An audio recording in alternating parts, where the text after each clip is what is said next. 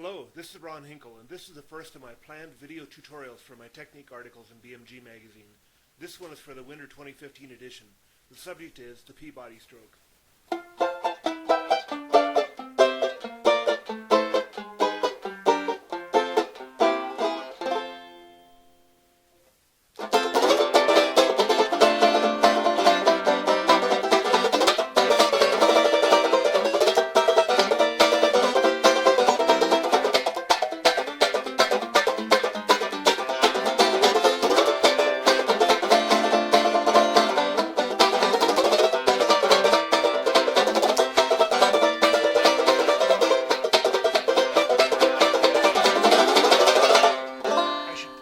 This is just one of Eddie Peabody's popular strokes.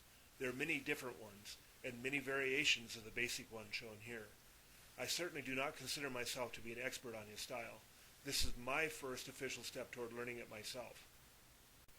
This stroke is technically called a syncopated split stroke. I've heard many players play this 4-bar break on Waiting for the Robert E. Lee. This example was transcribed from a recording by Brad Roth, one of the top Peabody-style players. The stroke is executed in 3 parts that are spread out over a beat and a half, as you'll see in a moment. For the purpose of this 4-bar, 16-beat variation, there are a total of 11 accented strokes. Hey, it's the new math.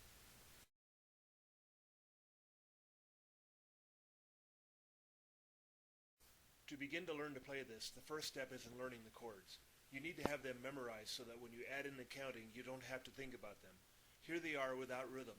Follow along from this chord chart.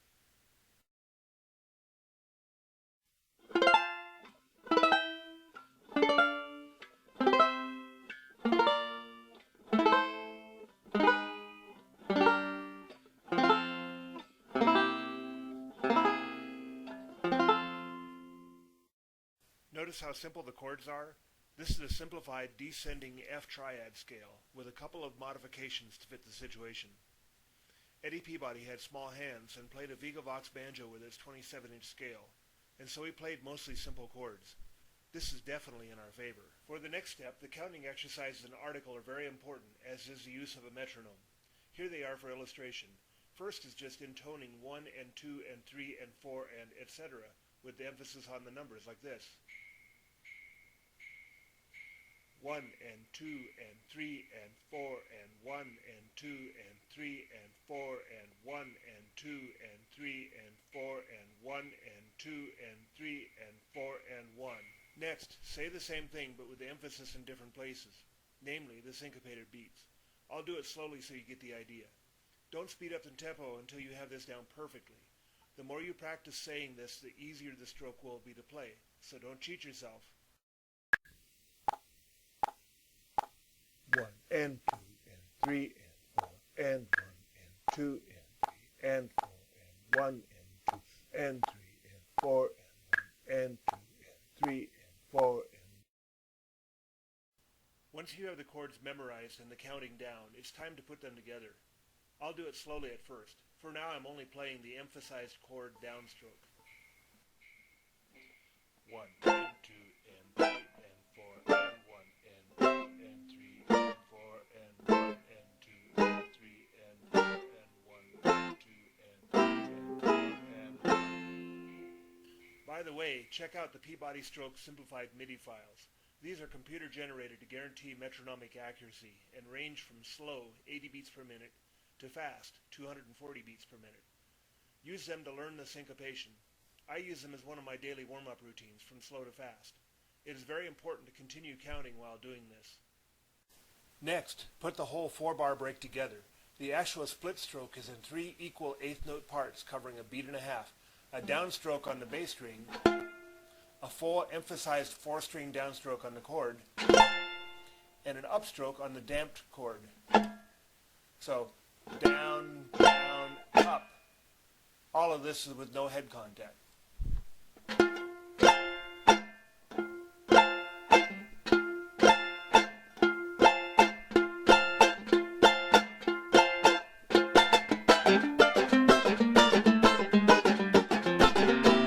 The double down is what gives this stroke its bounce, though you can also do it as a true split stroke without the repeated 4-string.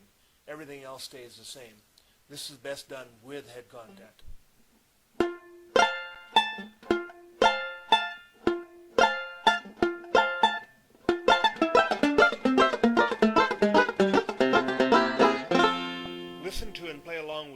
Peabody stroke MIDI files, again at 80 to 240 beats per minute, to get the idea. Remember, these are computer generated, so they're absolutely precise. Any deviation is due to user error. Just because this is a wild sounding offbeat stroke doesn't mean it should be off metronome. If you play this with a band, keep in mind that everyone else should stop playing for those 4 bars so you can shine. Do you see the danger in this? Not only do you have to keep perfect time, which you should do all the time anyway, but your bandmates need to understand what you are doing so they can come back in at the right time. Those last 2 unsyncopated strokes on beats 3 and 4 of the 4th bar are their key. In other words, I recommend practicing this with your band before surprising them with it on a gig. If you would like help on this, or on anything else dealing with Plectrum Banjo techniques, I am available for private lessons via Skype. Please contact me at banjoplayer1@yahoo.com. Thank you and enjoy.